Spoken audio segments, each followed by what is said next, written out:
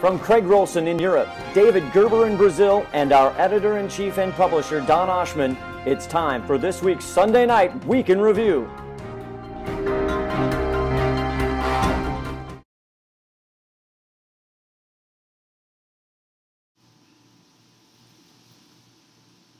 Good evening or good morning, wherever you may be in the world. This is Don Oshman from HeidiNet.com. It's time for our HeidiNet Weekly Market Report and Review video.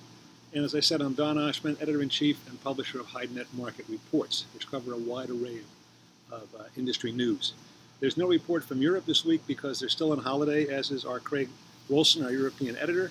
And he'll be back next week. We'll all be back. They'll be back next week. The Tanners will be back from Italy and so on and so forth. So Europe should start off with a bang, although everybody in Europe and everybody every place else, not everybody, a great deal of people will be traveling to Shanghai for the ACLE, which starts, I think, September 3rd. And we'll be there as well to report and tell you what's going on.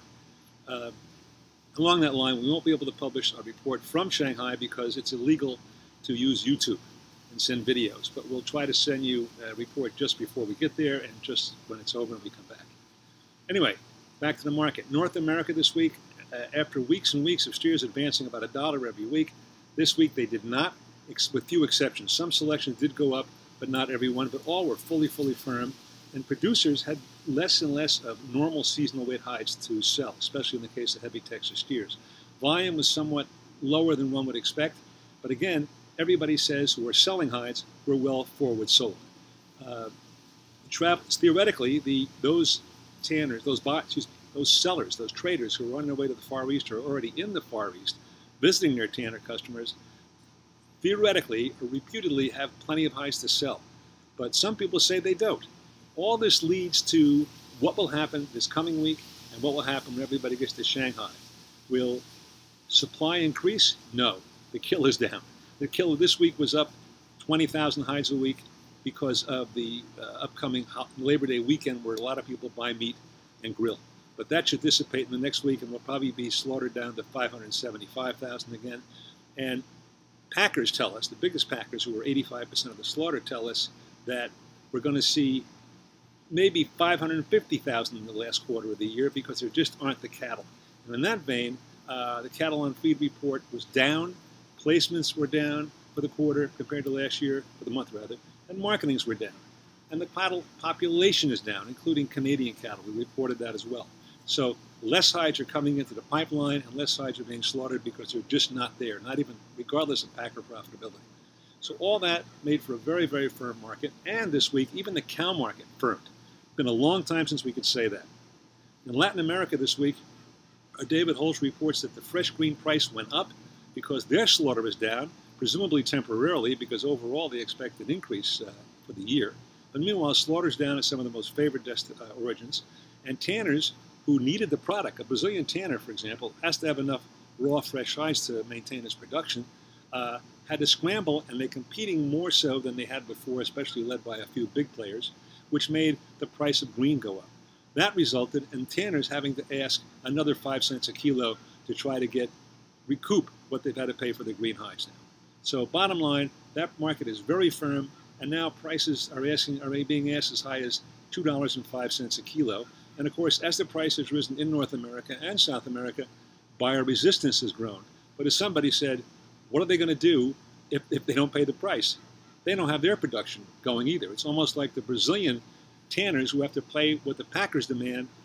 Everybody thinks now that the Asian tanners will have to pay what the Brazilian tanners charge them for wet blue and or crust, or they won't be able to continue their production.